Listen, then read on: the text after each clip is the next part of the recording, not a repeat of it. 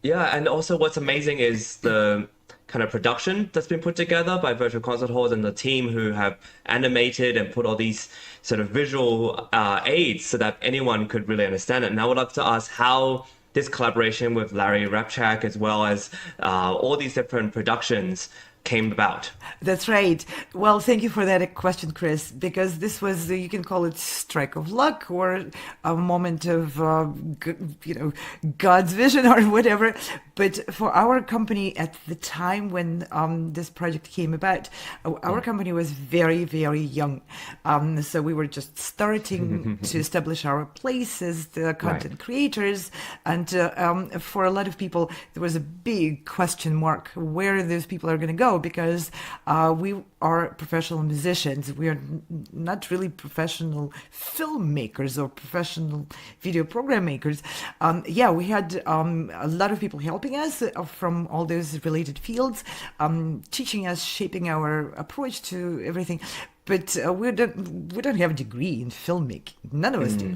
And this was an extraordinary support from both Steve Robinson and Larry Rapchak to trust our very young team of film producers and makers, musicians themselves, to go ahead with this huge project of producing films for all of the lectures, which were already, those lectures were already, the audio for them was already recorded previously, but the visualization of it was not yet done, so the project was not completely finished. And so we produced a sample, presented it to Steve Robinson and Larry Rapchak and the sponsors of these programs, and waited really nervously for a few months for the decision. Well, it wasn't maybe even that long. And then we were granted a go with this. And the Fifth Beethoven Symphony was the first film our team produced. And then you should be very proud. This is an incredible production. It really makes all the music and the things that Larry are talking about come alive. It is terse. It is compact. Its dynamic energy is concentrated into a mere 9.5 minutes of music, the shortest opening movement of Beethoven's 9 symphonies. And it's all the more stunning because of the bold, unprecedented way in which it begins.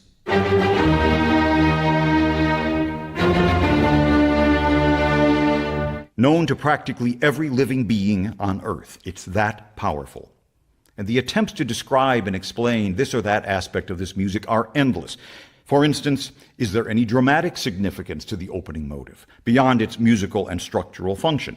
In Beethoven's Fourth Symphony, I do believe there is an abstract parallel to the gradual process of creation in its introduction. But here in the Fifth Symphony, the basic elemental opening motive is presented right off the bat in its stark, imposing grandeur, and things proceed from there. Beethoven was already sketching his ideas for the Fifth Symphony in 1804, in tandem with the monumental Third, the Heroic Symphony. And certainly the Fifth contains the same sort of revolutionary musical outlook and language as the Eroica. And the Fifth Symphony's main key of C minor definitely evoked powerful creative impulses from the composer, as we saw in the second movement, Funeral March of the Eroica. But I don't know that there's much point in doing any more detective work here. It's all been done by others. Beethoven's iconic opening motive, the group of 4 unison notes, is not something that he necessarily invented for this symphony. Beethoven used this same basic motive for the first movement of his great Fourth Piano Concerto, which also appears in the same sketchbooks with the Fifth Symphony, the same 4-note pattern.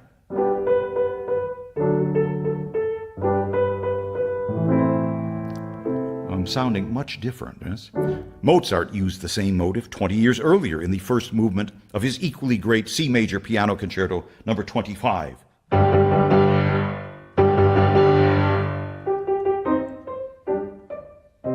In fact, there's nothing that unusual or profound about this motive itself. It's actually very unremarkable. It's how Beethoven used it. And so this leads me sort of to my next question. Of course, we all loved Beethoven's Fifth Symphony, and we know the main motif. But I would love to know what's your relationship with the Fifth Symphony, and when was the first time you heard it? Which orchestra, perhaps, or how has it grown on you since? This particular symphony has a very special place in my heart and in my life. I'm a daughter of the symphony conductor. My father was the conductor of the Yaroslav Philharmonic Symphony. So back then, children didn't really go to daycare. So it was a different world. So I spent my very early childhood basically being a nuisance on the somewhere around the symphony where my father was conducting the rehearsals and my mother was a violinist in that orchestra. And I don't remember anything about the symphony orchestra for a while until I remember da da da dum, and it just struck me like something completely happened. I think I was about 5 years old back then, and I wasn't really interested in music. I was just interested in my parents getting off that stage and finally paying attention to me. But that ta-da-da-da just changed my whole universe. I looked up at the stage and suddenly I saw my dad on the podium. And with all that music, it felt like really the universe opened up for me. The first violins, second violins, violas, cello and bass. This outlines this chord, a G dominant seventh chord, with the flatted note on top. We saw a lot of this in the Fourth Symphony. This passage takes the concept of symphonic writing to a whole new level as the music continues to evolve into a major symphonic exposition. Now the interval is a fourth. Now it's a third. The shape of the motive is whatever it needs to be, as long as the basic elemental rhythm bop, bop, bop, bop, continues to propel the music.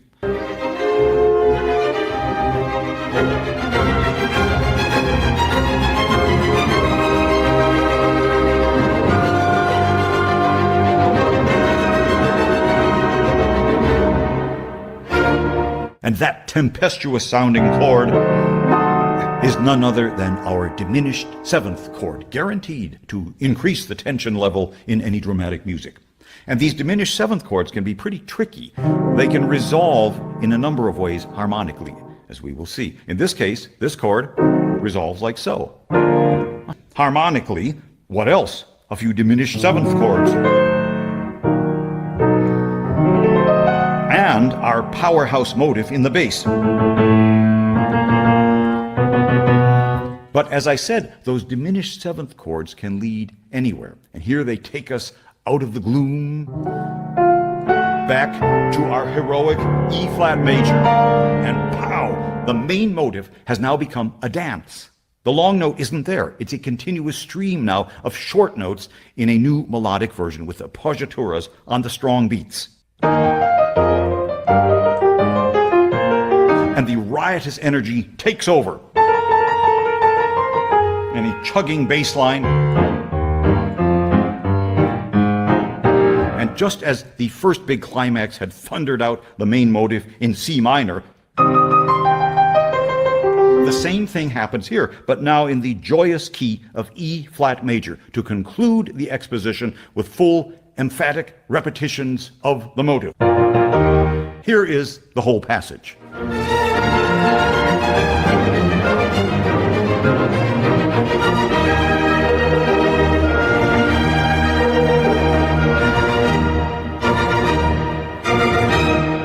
And the emotional journey of this music, from the stark, ominous, shadowy, to unbridled, life-affirming joy in less than 90 seconds, is something that no other composer would ever have attempted, much less accomplished. So now you have some basic idea of how Beethoven created this awesome exposition. And here it is.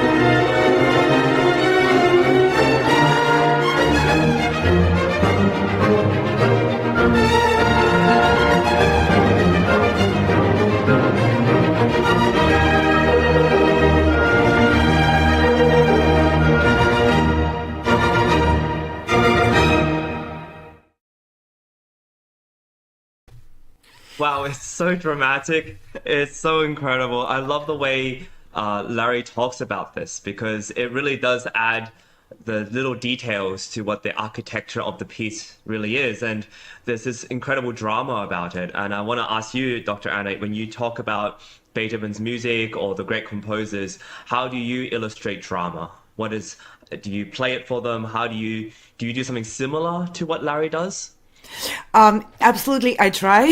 However, what Larry does cannot be replicated. Absolutely, it's unique and incredible.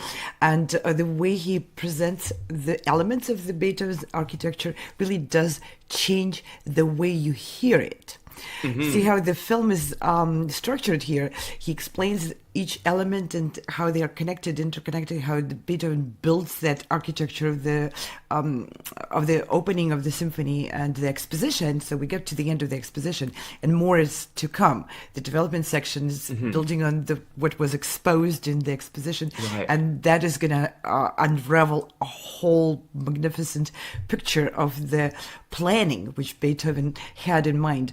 But the way Larry puts it out, building block by building block, then when you hear it going through in very short 4 minutes of the exposition, you really start feeling that those building blocks at play. And and your question is absolutely legit. When I'm teaching music, I want to give the students the insight into how the great piece of like the symphony or the Beethoven sonatas or anything like that, how that was architected or constructed, built by the composer, because that's the musical language, and the composers, of course, they don't just start writing with the first note and then just by some kind of magic arrive at the last note of the piece. There's a lot of planning going into that because it's a story.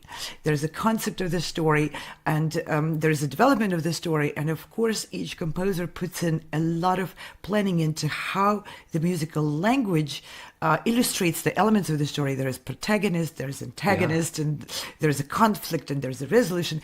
All of those elements, just like in a regular novel, when you read the novel, you just follow the plot and you enjoy the language, right?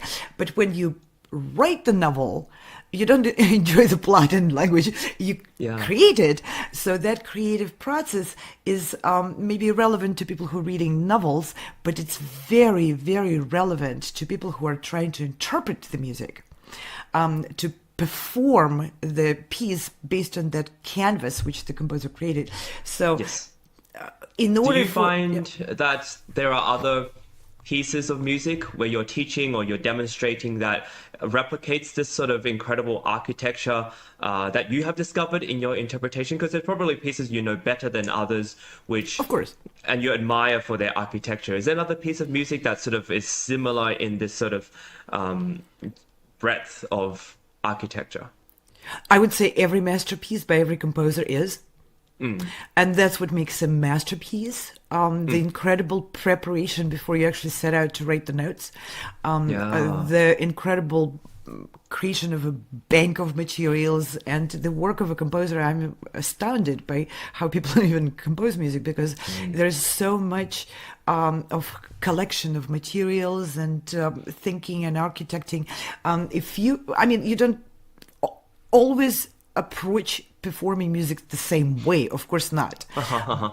But I found that like peeling that onion and getting to the core, and where the composer's idea is like a red line, evident through the architecture of the piece, how this element plays out in the next section and how it's compared in the next section. When you investigate that and then get to the core of understanding of what that plot and the musical story. I'm talking about motives and accompaniments and, different themes appearing in different instruments. And of course, let's say a theme appears in the violins and then it appears in the flutes. It sounds different. So the composers create that red line story of each element going through the steps. And now the main motive in the horns, now with clarinets added, announces another major signpost of the music. The central development section is about to begin. And without getting technical, the stark harmonic outline of this unison passage prepares us to move into the key of F minor, that auxiliary tonal area that seems to hover over this music. And this development begins, like the exposition, softly, with the motive darting about, the second violins, the clarinet, first violins, cellos and viola. And now a continuous stream of the motif's rapid eighth notes. I'll play it slowly.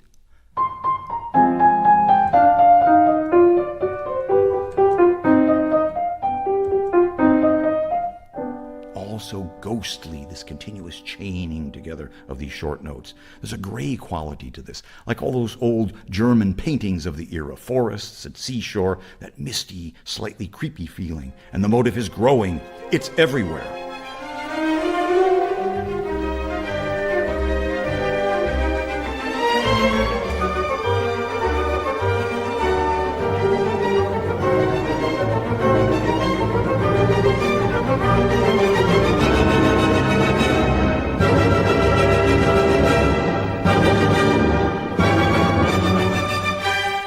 And you heard the tempest raging in those diminished seventh chords. Then another. I don't know if you noticed, during the development section, as it was preparing for the C major, it was all in a grayscale colors, and all those landscapes were sort of in a foggy mode. And then when, even as C major appeared, nothing in color changed that much, just maybe slightly. And then when finally it settled, all of a sudden the color was splashed all over the screen. Blossoms back, yes, exactly. It's a real big testament to the producers and the tech production team and the editors making this not only sound amazing, and of course Larry Rapchak's narration is amazing, but also just visually, it looks very appealing for us, and it gives such a depth to the piece itself. I love how it's like a lecture recital where you're sitting and listening to Larry talk about it. Yeah, and taking just theoretical notes so you can pass the next exam, right? Yeah, you really get a lot of music imbued within this journey, and so it feels more like an epic storytelling, and applicable for all ages, as opposed to just something that. Yeah, absolutely.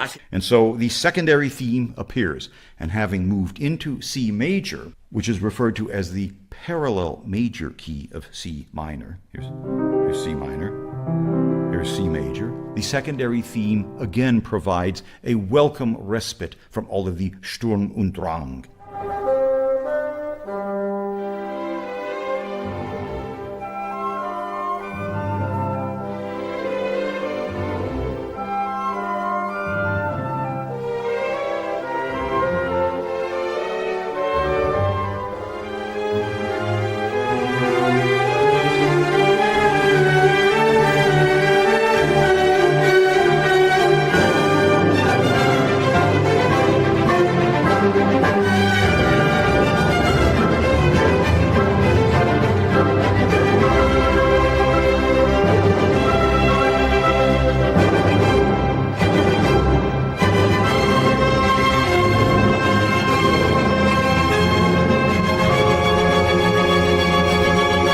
And as the recapitulation concludes, the cadence in C major provides the perfect harmonic transition into, once again, F minor.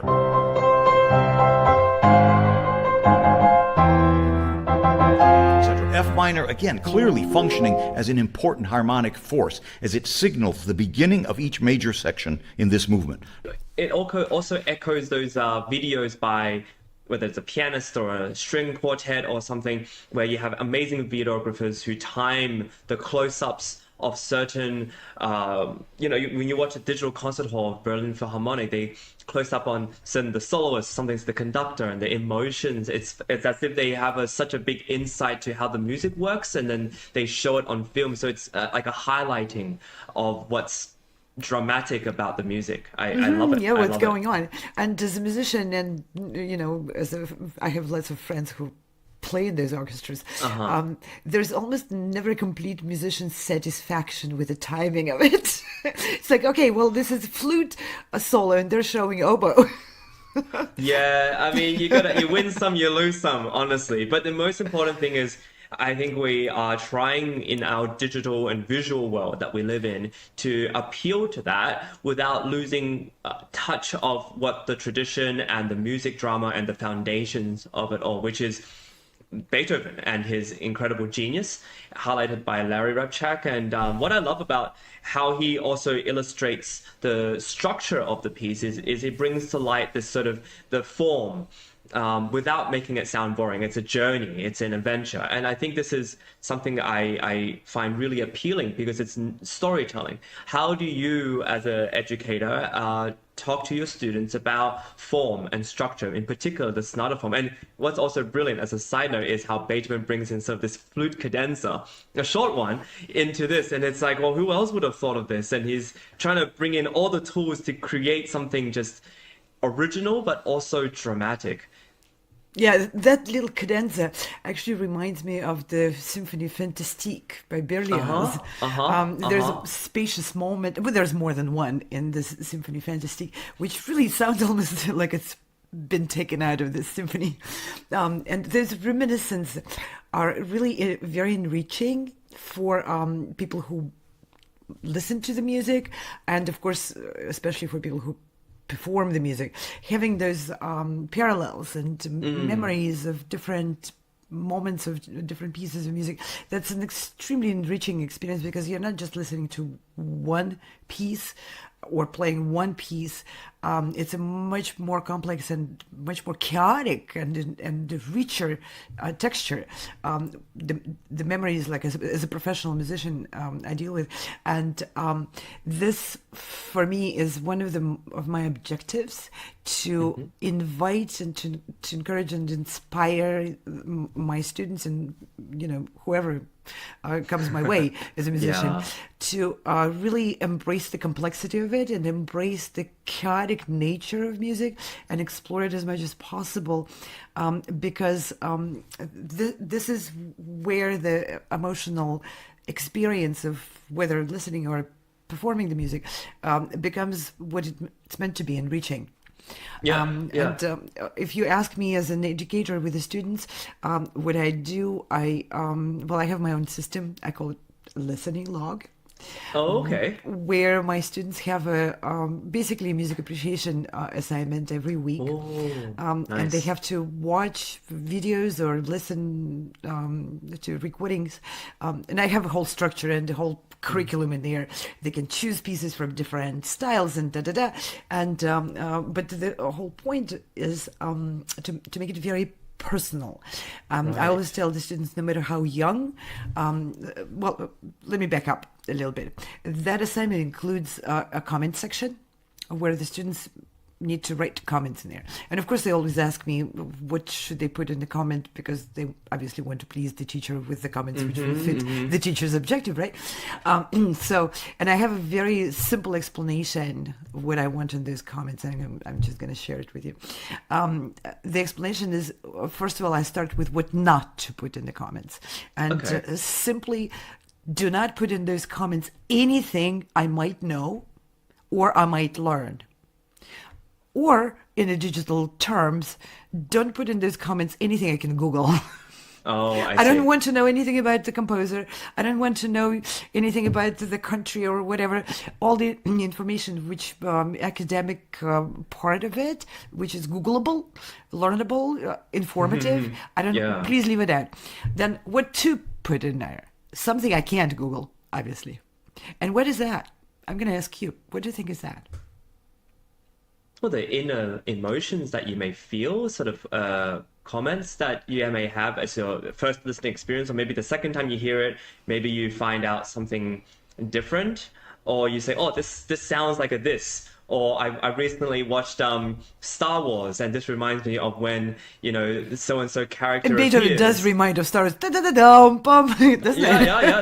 There's the march, and you know, or you may have recently read a book, and it's like, oh, this represents this character so well, you know, and you've got to read this book Exactly. because you've Exactly. got to, yeah, uh-huh. Here now is the entire first movement coda.